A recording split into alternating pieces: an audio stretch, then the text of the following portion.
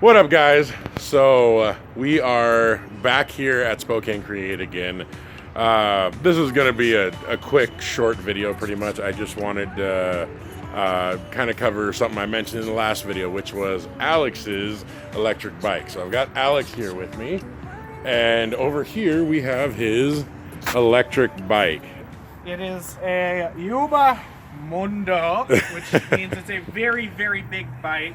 It's made to hold like 400 pounds. It's the stiffest frame I could find for this. The reason that he needs a stiff frame on this is because it's whatever the weight of the bike is, plus like 50, 60 pounds in batteries, electronics, controllers, motor. You can see back here a little bit. Here's the motor inside the hub there.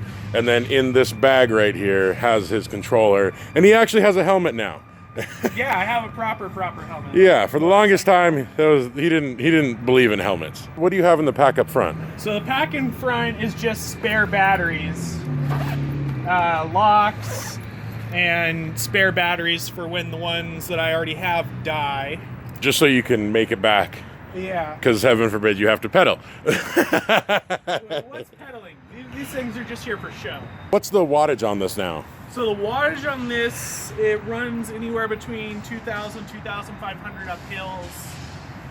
It usually runs about 1,500 at full speed on a flat ground. And what's its top speed? And it'll go about 40 if you really push it hard. What do you say? Should we take it out for a quick spin and see how it does? I think so. Do it. All right. Okay, so these are new displays that you did not have before. This is voltage, correct? This is voltage. This is voltage. That's current. That's power. And that's how far I've gone. That's battery discharge, basically. I could be your queen if you let me, if you let me.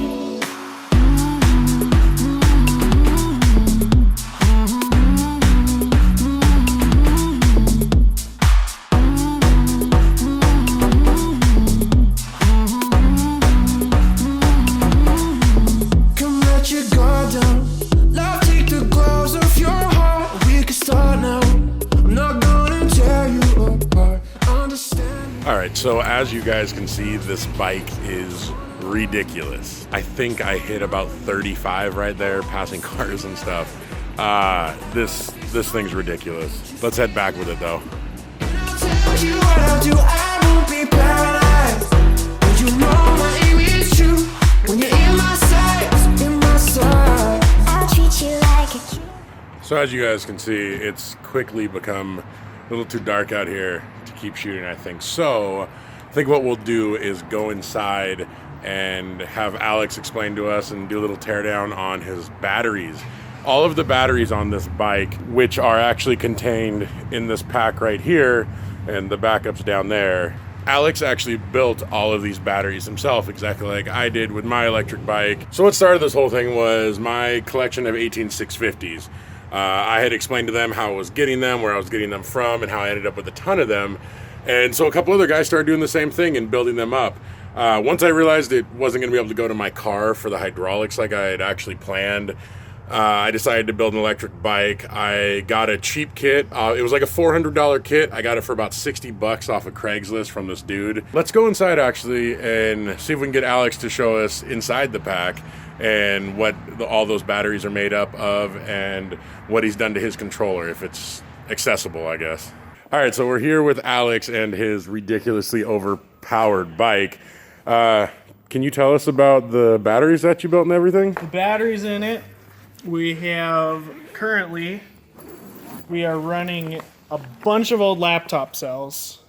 And just to make it fast, I have a lithium polymer 10 amp hour pack. That's another one of the cells over there.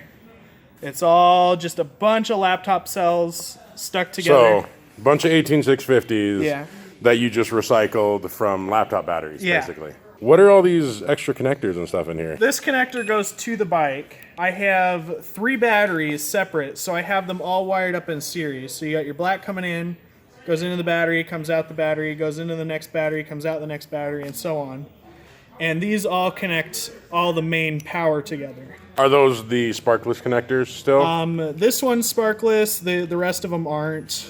These ones are balance leads.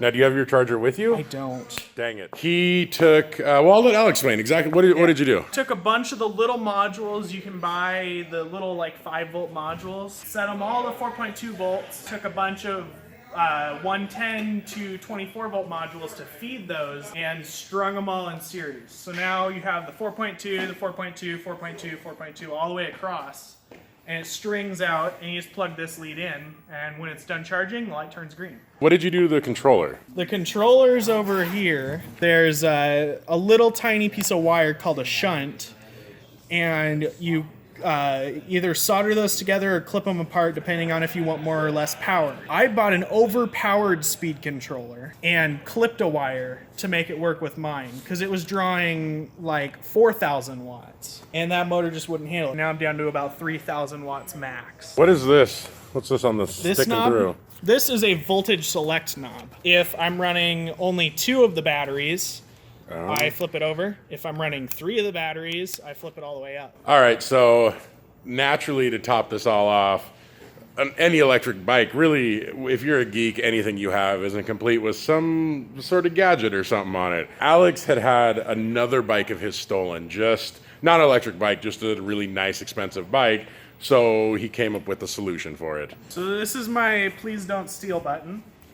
You hit that button, and then any little movement, it just starts going off. All right, so this is his alarm that he actually ordered for this. You can order this online, correct? Yeah. AliExpress it's or like something? $7. So go ahead and give it a lock. And it locks, and then if anybody touches anything, you can just disarm it. Just like a car. Yeah, pretty much. Does it have remote start? I wish. So this is what I was saying about Alex's bike in my previous video about how we were saying John's wasn't gonna break down, it wasn't gonna catch on fire like Alex's might. It's not that Alex built a bad bike or anything. It's just everything he's doing, he's pushed to the absolute limit with it. And that's just what happens. If you take a car that runs an 8-second quarter mile and you try and do a road trip on that, you're gonna have problems. Same idea with this, but it's impressive. Mine is nowhere near as powerful. I would like to get a little more speed and torque out of it, but mine was I wanted more of a beach cruiser kind of feel. He basically built an electric truck. It's more of a tank. It's more of a...